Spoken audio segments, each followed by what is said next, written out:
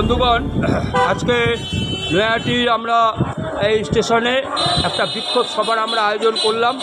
এই বিক্ষোভ সভায় আপনারা নিশ্চয়ই জানেন যে ধুলিয়ান, শামসেরগঞ্জ, সুতি এই সমস্ত অঞ্চলে আজকে মুর্শিদাবাদ, মালদাতে সমস্ত যে হিন্দু বাঙালিদের ওপরে সনাতনী বাঙালিদের ওপর যে অত্যাচার হিংসা নেমে এসছে, অবিলম্বে সেই সমস্ত হিংসাশ্রয়ী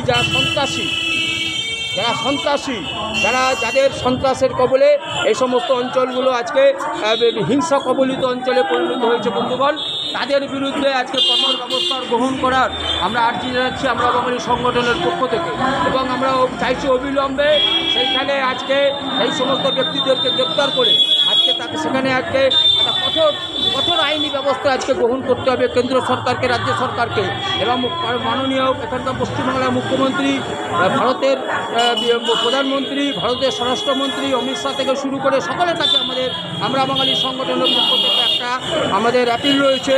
সেই আবেদনটা অবিলম্বে যে এই সমস্ত বহিরাগতই হোক, ওই ঝাড়খণ্ড, বিহার থেকে, উত্তরপ্রদেশ থেকে তারাই হোক, আর বাংলাদেশ থেকেই আসাই হোক, আর ওখানে যারা শামসেরগঞ্জ, সুতি, যারা ধুলিয়ানে রয়েছে সেই সমস্ত সন্ত্রাসবাদীদের অবিলম্বে চিহ্নিত করে কঠোর থেকে কঠোরতম শাস্তির বিধান আজকে দিতে হবে কেন্দ্রীয় সরকার, রাজ্য সরকারকে। এই দাবি রেখে আমরা আজকে এই আমরা বাঙালি সংগঠনের পক্ষ থেকে আমরা আজকে এই নয়াটি 1 নম্বর স্টেশনের সামনে একটা সভা করলাম। আমি জয়ন্ত দাস আমরা বাঙালির কেন্দ্র কমিটির অন্যতম সদস্য।